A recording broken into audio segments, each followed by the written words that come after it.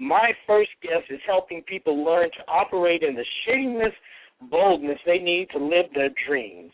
She's known as the Audacity Coach and is an author, speaker, master life coach, and subconscious practitioner. In 2009, she created the Bond Institute. Her mantra is, unleash the beast within. Please welcome to the show the one, the only, Miss Tonoa Bond. Tonoa, welcome. Thank you. Thank you. I'm so happy to be here. So, Tonoa, you're like driving around the country right now, I understand. I am. I've been doing a little traveling. It started out about a year ago because of life events, and now, now I'm just in a place right now where I love having choices, and I love creating opportunities. So I think that's where I am right now.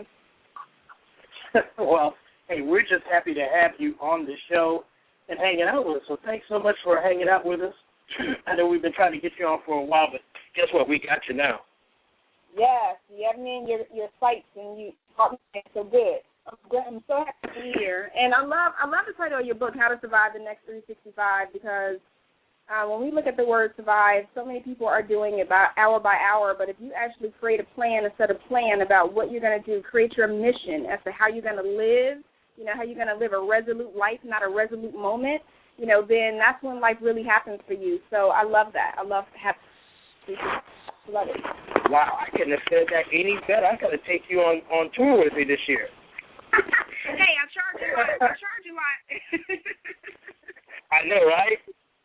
Well, listen, I want to start by saying, let's start off with the most obvious of questions. What is your definition of audacity? Well, I think when we look at audacity, the dictionary definition, which I love, is, to have a shameless boldness. But another part of the definition that a lot of people miss is how to have an arrogant disregard. And we look at that word arrogance or conceit or cockiness as being a bad thing. But I actually really love a cocky person. I love a conceited person. I love it when we can be arrogant about something. And when you look at audacity, you have to have that conceit about you. You have to have an arrogant disregard for what others may believe is possible in your life, for what others may try to label you in your life. You have to say it doesn't matter so that you can push forward and be the dream, be the purpose, be the intention that you were created to be. So that's true audacity, ignoring what everyone else is saying and being cocky enough to know who you are so that you can push forward and do all that you were created to do. Wow, I knew I was going to love your definition, and you didn't let me down. So thank you.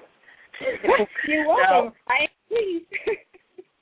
Hey, well, that's why they call you the audacity expert. So it fits.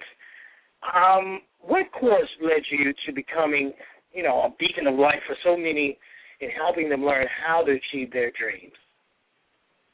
I can't really say that it was a course per se. I think when we look at life itself presents us myriad choices. It's like looking at a map and saying that you have 400 million expressways to choose from, and are you going to choose the right one that's going to lead you to your destination? And so that's life, how to get on path with your destination, and regardless of what freeway you take, knowing that you're going to end up somewhere. For me, when I look at my life and the way that my life has gone and the heartache and struggle that, many of us, I don't have the only, violin story, but the heartache and pain that I have had to experience, it's not so much what we go through, it's what we learn from what we go through. So when I look at my life and I look at the learning experiences that have been presented to me, that's what has placed me to where I am now, because I chose to learn and to question and to keep pulling from the experience as opposed to just accepting it, crawling in a corner and saying my life is over. So my path has really been the question, looking at my life and saying life kind of fell apart. How can I learn from this? What can I do with it? And how can I help others and inspire them to do the same thing?